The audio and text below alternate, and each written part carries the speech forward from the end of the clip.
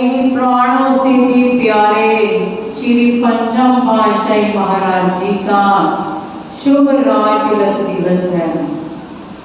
तो कहते हैं कि जब श्री चतुर्थ पातशाही महाराज जी जिनकी पुण्य स्मृति में भंडारा 2 जून को श्री प्रयाग धाम में मनाया जाता है, तो कहते हैं कि जब 1 मई को श्री चतुर्थ पातशाही महाराज जी को श्री अनंतपुर में महासमाधि दी गई, तो उसके बाद 2 जून में उनकी याद में भंडारा किया गया, जो कि हर साल 2 जून के दिवस के रूप में श्री प्रयाग धाम में मनाया जाता है।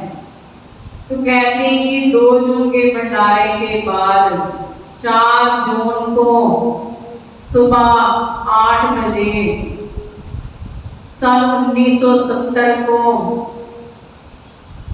श्री अनंतपुर के दिव्य सत्संग भवन में सभी प्रेमियों गुरुमुखों को एकत्रित करके श्री चतुर्थ पातशाही महाराज जी का हुक्मनामा, जो कि रूहानी जानशीन के बारे में कहते कि श्री गुरु महाराज जी पहले से ही लिखवा कर गए थे, 4 जून को ये हुक्मनामा बड़े दर्शन हॉल में सभी गुरुमुख प्रेमियों के सामने पढ़कर सुनाया गया, जिसमें ये लिखा था कि हमारे बाद हमारे रूहानी जानशीन श्री श्री 108 श्री स्वामी दर्शन पूर्णानंद जी होंगे।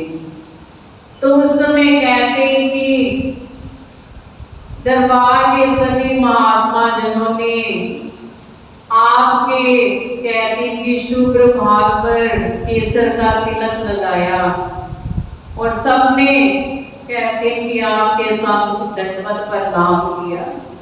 तो उस समय आपने सबके सामने कर कमल में माइक लेकर ये वचन फरमाए कि ये दुर्दरगाही हुक्म है, आपने भी मानना है और हमने भी मानना है। आपने भी गुरुदर की सेवा करनी है और हमने भी गुरुदर की सेवा करनी है। तो कहती हैं इतने वचन हुए, तो 4 जून से लेकर के 10 जून 9 जून तक आप कहते हैं कि दर्शन हाल में श्री सिंहासन के साथ ही चौकी पर विराजमान होते।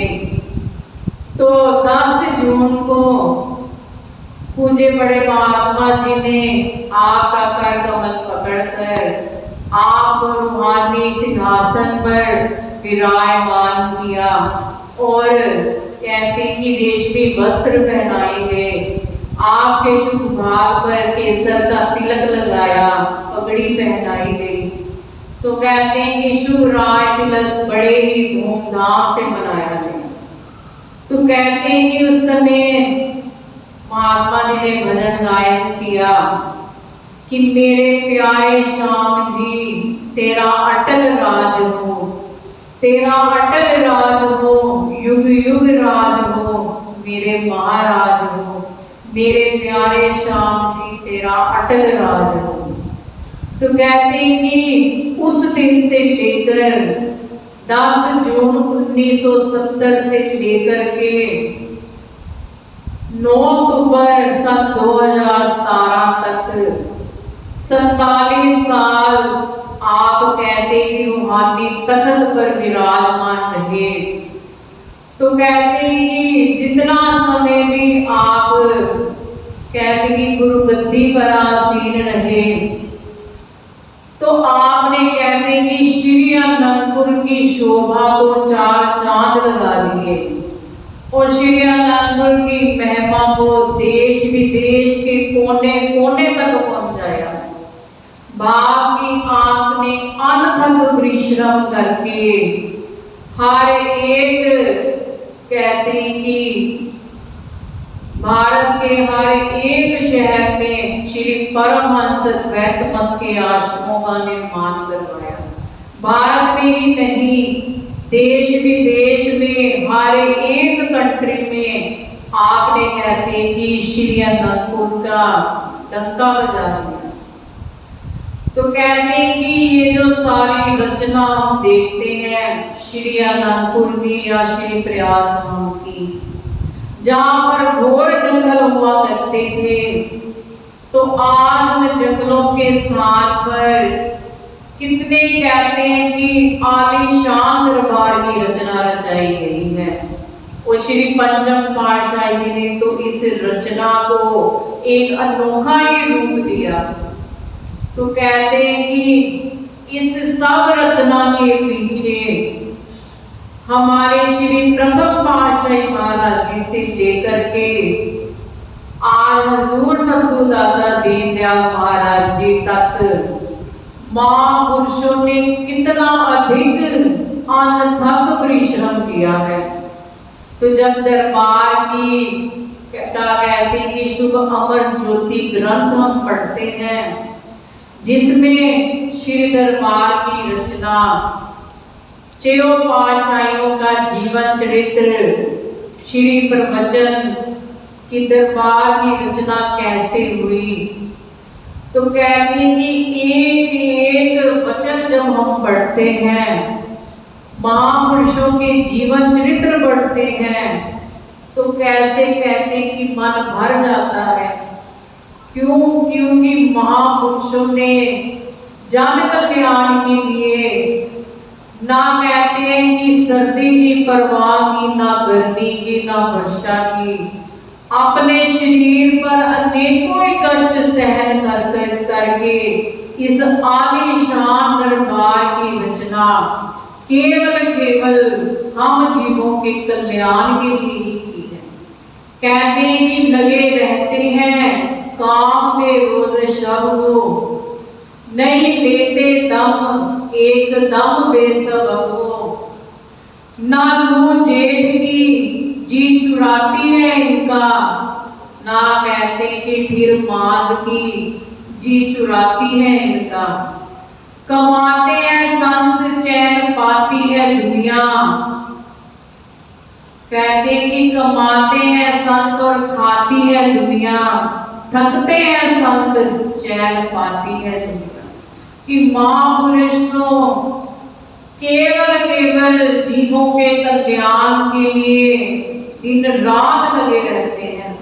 आज हम श्री दर्शन के लिए जाते हैं तो अपनी आंखों से प्रत्यक्ष देखते हैं कि कैसे हजूर सतगुरु दाता दीनदयाल महाराज जी की सेहत कितनी सुकोमल है।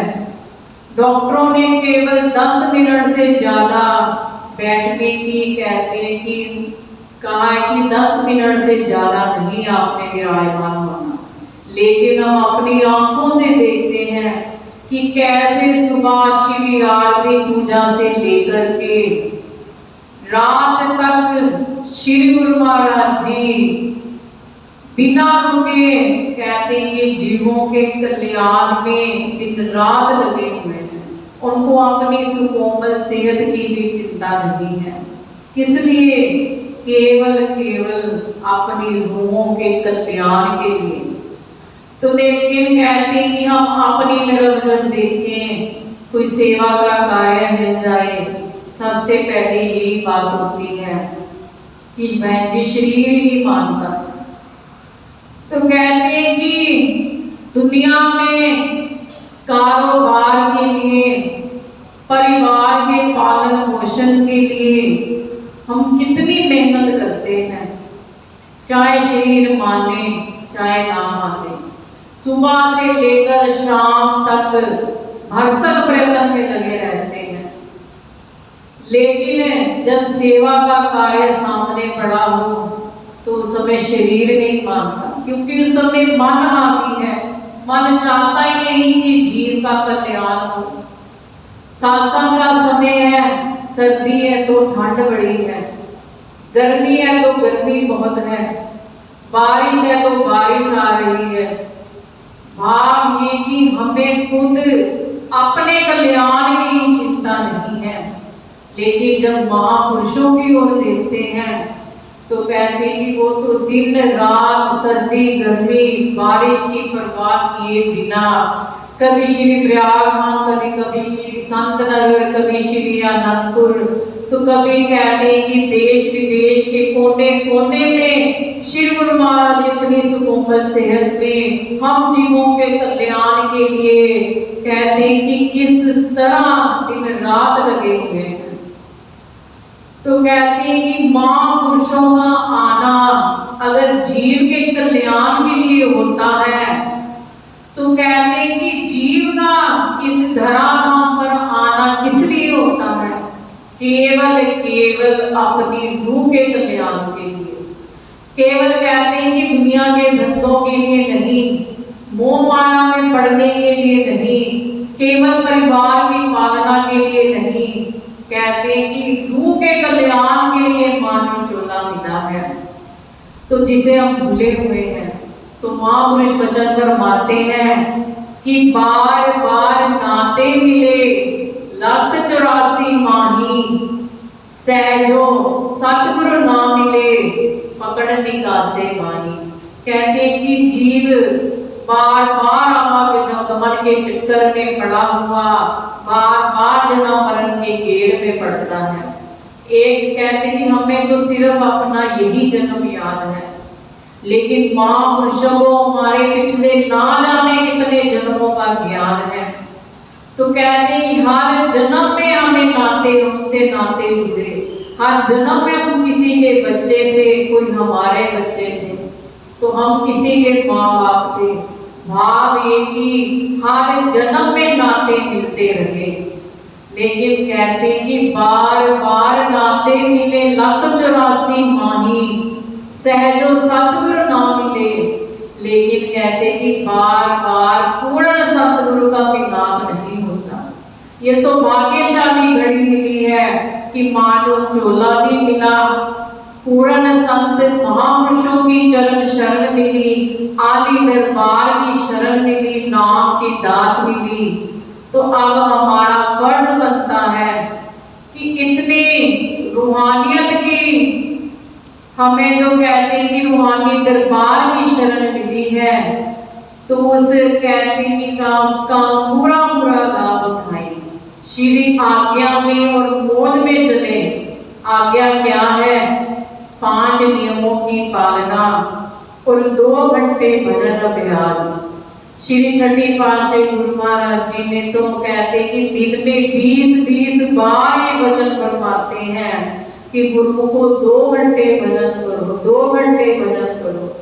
ये नहीं कि 1-2 बार फरमाकर छोड़ दिया कि कोई माने या ना माने हमें क्या, नहीं, बार बार कहते कि जैसे अध्यापक बच्चे को पढ़ाता है, वैसे कहते हैं कि श्री गुरु महाराज जी भी बार बार ये वचन फरमाते हैं कि जिससे हमारा कल्याण हो, कि 2 घंटे भजन करो, 2 घंटे भजन करो। और साथ में इतनी छूट दी है कि अगर 2 घंटे नहीं कर सकते तो आधा घंटा करके, 1 घंटा करके, चाहे 15-15 मिनट करके ही क्यों नहीं, कहते कि 2 घंटे अवश्य हरेक दिन पूरे करते हैं।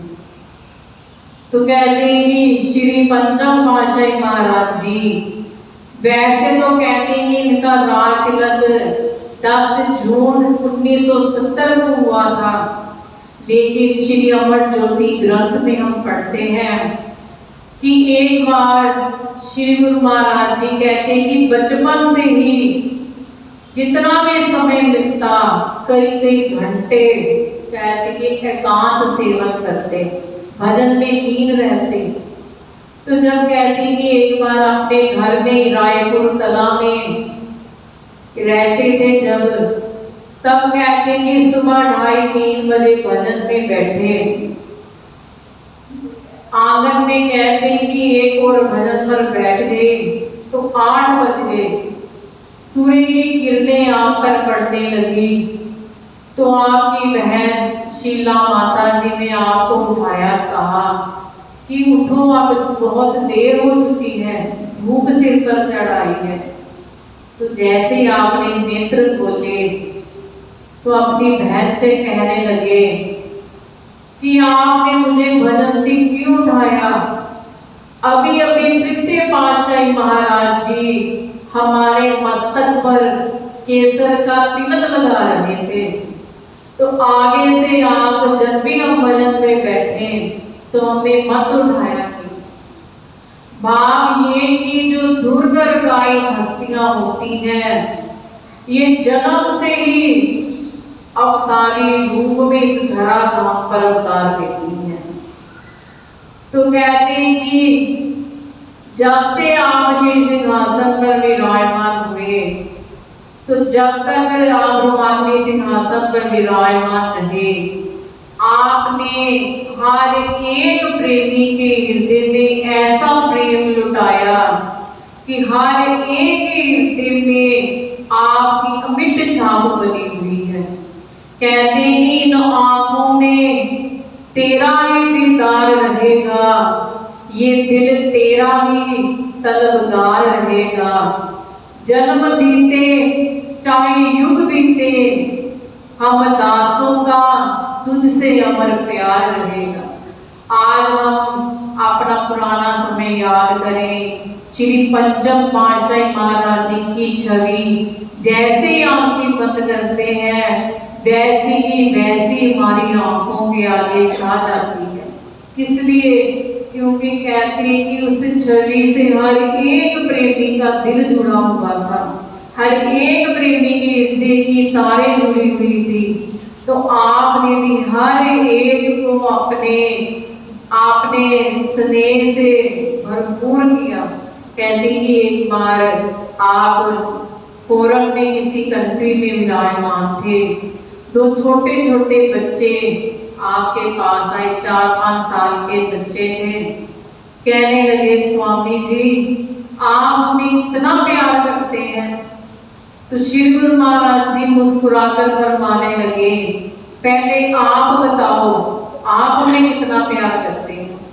तो बच्चे छोटे छोटे हाथ कहते कि बाजू में अपनी फैलाकर कहने लगे स्वामी जी हम आपको इतना प्यार करते हैं। तो श्री गुरु महाराज जी को फिर से कहने लगे अब आप बताओ आप हमें कितना प्यार करते हैं।